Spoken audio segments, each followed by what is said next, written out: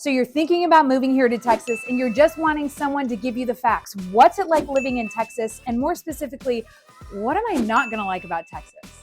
I'm from out of state too. I moved here 10 years ago. So I do have a list and I'm gonna give you my list. Let's do it.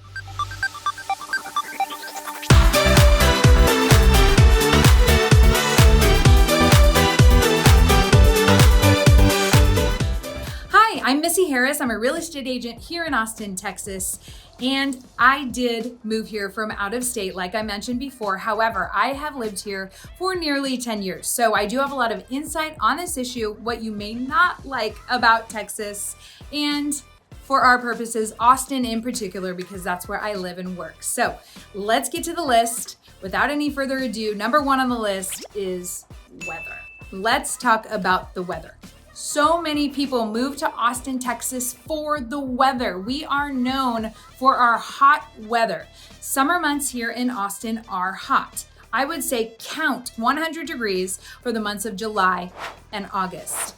Certainly there are 100-degree temperatures in June, maybe even May, and then at the end of the summer in September and maybe even in October.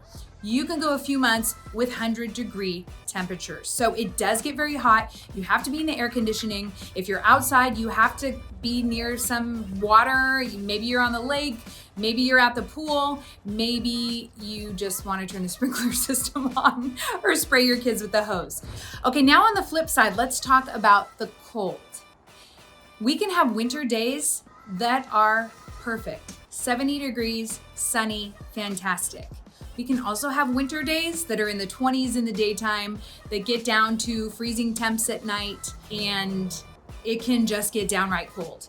It doesn't happen all the time and it doesn't extend through the whole winter, but there are more, I would say, expect cold snaps. You may have seen on the news, we have several names for it. In February of 2021, we had what we call Snowmageddon. Some people call it Snowpocalypse. Some people call it Snowvid. We have several names for it. Any name you use, everyone around here will know what you're referring to. We had a week long of sub-zero temperatures. There was snow on the ground, more snow. I mean, like once in a lifetime snow. We were sledding down the driveway. The kids were, out with the saucers. I don't even know where we got the saucers to play in the snow, but there was snow everywhere. It was a once in a lifetime snow. Usually snow here may snow, there are some flurries, and it doesn't even stick to the ground because the ground is maybe not even cold enough.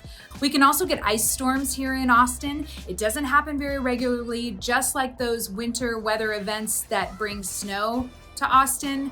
There are also very rare, I would say, ice storm events here as well. The rain freezes and then ice gathers on the tree limbs and the power lines, and it can cause problems. School usually gets canceled because they don't feel like the roads are safe enough to drive on.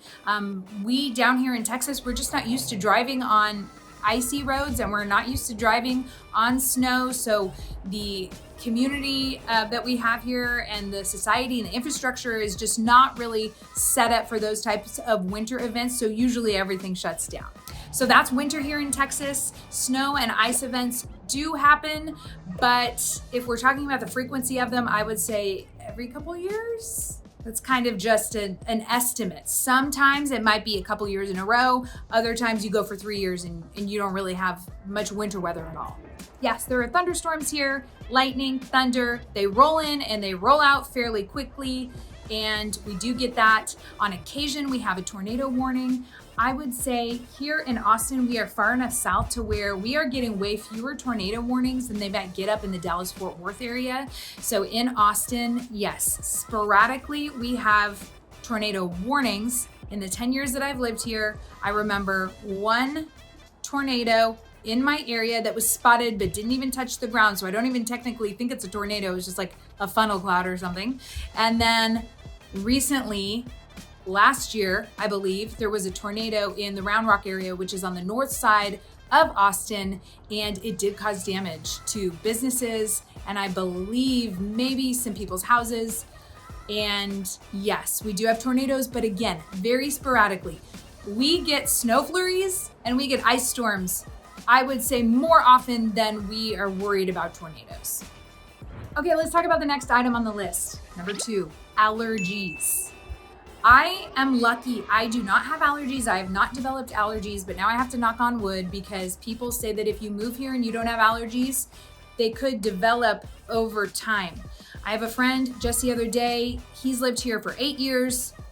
This year, he finally came down with allergies. So obviously people are allergic to different things, whether it be mold, grass, pollen, cedar. They have the levels on the news. They say, what the cedar level is here in Austin today. I will bring up for allergies, I will bring up cedar fever. It's something that people talk about. I feel like it happens the week after Christmas. Every year we have cedar trees here in Austin. They're kind of all over the place. And it's pretty bad. People with cedar fever or just cedar allergies seem kind of miserable. So obviously there are allergy doctors here. I know people that take medicine for their allergies and also that get shots for their allergies, and then they can deal with the cedar fever. I have been lucky enough. I haven't had to deal with that. My family is pretty good. We haven't had to deal with that too badly, but allergies are a big deal here. So if you have a lot of allergies, keep that in mind. Let's talk about the third item on the list, and that is bugs. Now, this may not bother you very much. I would say it bothers some more than others. I think it's definitely something you can live with, not too big of a deal. But I'm just gonna tell you about a few bugs that are kind of a nuisance. And yes, bugs are a thing here in Texas.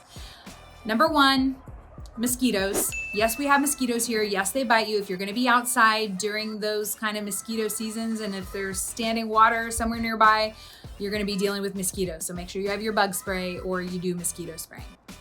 Next, fire ants. I don't know if you have fire ants in your area, but if you don't, which I moved from a place where there were no fire ants, you do not want to step on a fire ant pile. That is probably common sense, but just watch out when you're walking across grass and you may have flip-flops on. Watch for fire ant piles. The bites are really tiny, and these ants are so tiny, and they hurt, and they sting, and they itch. So you don't want to get bit by fire ants, but we all have. My kids have. It happens. You move on. June bugs. There are a lot of June bugs here. Those don't usually bother me at all, but some people think that June bugs are a nuisance and kind of having to sweep them up and deal with them. The next thing on my list when it has to come with bugs is cicadas. I have 3 more to talk to you about. 3 bugs.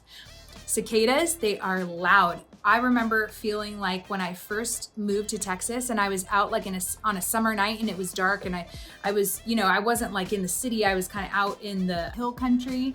I could not believe how loud they were. Cicadas, they make this noise. They're just loud. I mean, you feel like you're in the middle of a jungle, but they are harmless and there's nothing to be worried about. Okay. The next thing on my list is scorpions. You hear a lot about scorpions. I have had a scorpion. No, I've had 2 scorpions in my house. One was dead, so you sweep it up and throw it away. The other one was not in my house. It was in my backyard, which of course it's obvious you would have scorpions in your backyard. But the scorpion crawled into my son's baseball glove. He put his hand in his baseball glove just because he was about to play catch, and screamed bloody murder, came running in, and it was a whole thing. So that afternoon suffered for a little while, but then he had basketball practice about 45 minutes later, and he went and he played basketball practice. He was fine. So scorpions. The last thing when it comes to bugs, I will never forget red-headed centipedes. They are huge, they are long, they are nasty looking, and they are frightening. And apparently if they bite you, I don't know, I think they're poisonous. So stay away from red-headed centipedes. I don't see them often, but I have seen them here and there a couple times. Okay, that's bugs in Texas. Let's move on to the next item. Number 4 on the list, property taxes. We have no state income tax here in Texas. It is awesome. It is one of the reasons that Texas is such an attractive state to move to. However, our property taxes are higher than other places. Let me give you some ideas of how high they are. When I'm taking my clients around to listings, I'm always consulting the tax records to see what the tax rate is for that property. 1.7 to 1.8%, I would say, is really low. So if I ever see anything in the high ones, I tell my clients that it's a great property with great property taxes. I would say more normally, you're up closer to 2%, and then from 2 to 3%, and I've even seen over 3%, but in the low threes. So that 2 to 3% range, I would say, is typical for property taxes. There are certainly lots of properties that are in the 1% range. I would say upper 1%, so just under 2%. And that's property taxes in Texas. Of course, you have to take into consideration the cost of the home. So if you're moving to Texas and you're buying a home here that costs less than where you came from, then there you go. You have to take that into account, and it's all relative. Okay, let's go to the next item on the list. That is number 5. That is beaches and mountains. Here in Austin, we don't have beaches and we don't have mountains. However, I do want to kind of flip this and say we are just 4 hours from the beach. It's not like living in the middle of Nebraska where the beach is really far away. We have the Gulf Coast of Texas. People go to Galveston, which is just on the south side of Houston. People head out to Port Aransas, is another big place that a lot of people from Austin visit for the weekend or for a long weekend. Or if you want to go further south, right above Mexico in the very kind of south tip of Texas is South Padre Island, which is another popular spot that you may have heard of. So there are beaches here in Texas. The water is very warm in the winter. In Port Aransas, you can drive on the sand, like go and park your car in the sand, and you don't have to lug your beach gear out to the beach. You could just pull right up. I mean, there are a lot of positives of going to the beach here in Texas, but living in Austin, it's gonna be about a 4-hour drive. So no, there's no beach in Austin. We do have lakes, which that's gonna be another video, but no beach in Austin. Also, no mountains in Austin. I would say if you are a skier or a snowboarder, you're gonna have to fly somewhere to hit the slopes. However, there is a driving option. I do know people who have driven to Colorado from here. I would say it's about 14 hours, and of course that's depending on where you go in Colorado. And even a little bit closer than that, and the closest ski lifts to us here in Austin are the ski lifts in New Mexico. And I would say around the Santa Fe area, Taos, there are several places you can go in that region of New Mexico. You have to drive all the way across West Texas, and it would be probably like a 12-hour drive, 11, 12 hours. I might be a little generous with the 11 hours. I don't know if it takes quite that short. It's gonna be a little longer than that. So yeah, you can't go skiing there. Here in Austin, no beaches, no mountains, but think lake and think swimming holes. Lake and swimming holes. And those are amazing. So that's for another video. Let's get to the last item on our list. And that item is traffic and drive time. Let's talk about the traffic here in Austin. Austin is known to not be the greatest on traffic, but that seems a little counterintuitive when you might be moving from the Los Angeles area that's known for gridlock on the freeways.